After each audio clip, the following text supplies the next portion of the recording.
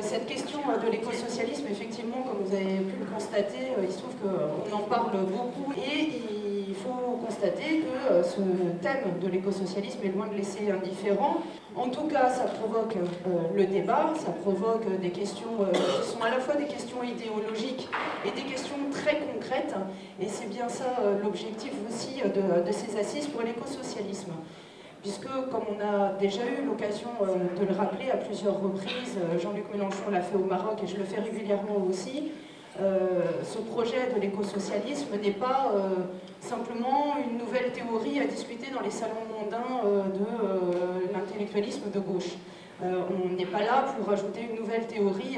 aux nombreuses branches de l'écologie qui ont déjà existé. Je prends un exemple, la question du boom immobilier, de la spéculation immobilière qui existe ici et qui provoque un double mouvement, à la fois de la construction de plus en plus en zone inondable, avec tous les soucis qu'on peut imaginer et qui ne risquent pas de s'améliorer avec les prévisions liées au réchauffement climatique, puisqu'aujourd'hui même la Banque mondiale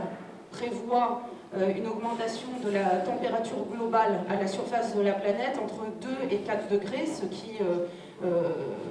conduira à une augmentation également de l'élévation du niveau des mers. Et on peut imaginer ce que ça pourra provoquer aussi sur des côtes et notamment sur des constructions en zone inondable.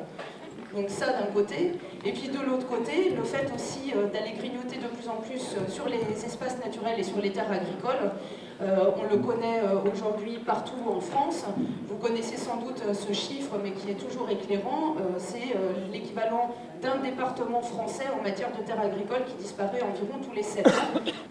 Et c'est là où on voit bien le lien que nous faisons, nous, en tout cas, systématiquement, entre la question de l'écologie, la question sociale et la critique du système économique et productif dans lequel on est, le système capitaliste, qui,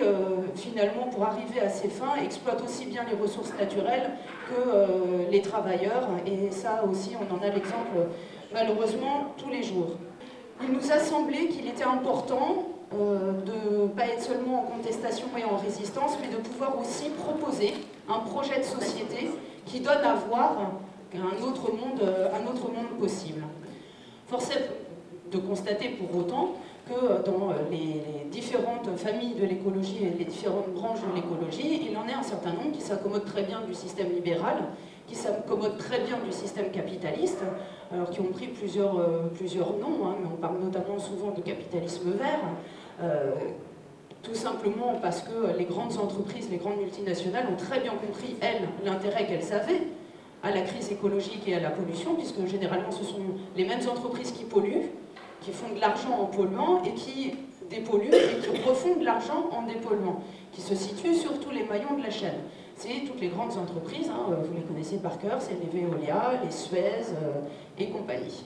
Donc ce capitalisme vert-là, évidemment, nous n'en voulons pas non plus, et donc ce que nous gardons, nous, de la pensée écologique, c'est l'écologie politique, et cette écologie politique est une raison supplémentaire de combattre le capitalisme, le productivisme et de manière générale le système productif dans lequel on est, pour le remettre au service non pas des actionnaires, mais des besoins réels humains. Aujourd'hui, ce n'est pas du côté du gouvernement que nous attendons ce type de réponse. Je voudrais quand même juste rappeler que ce gouvernement n'est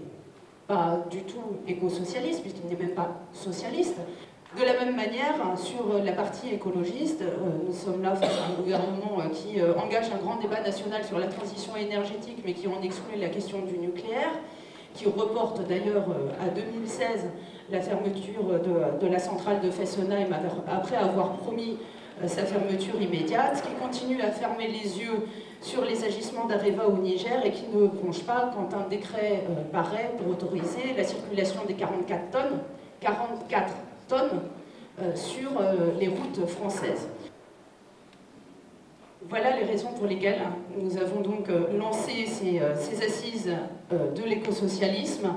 Je vous ai parlé des assises qui ont eu lieu le 1er décembre à Paris et qui ont un peu lancé ce processus qui est maintenant,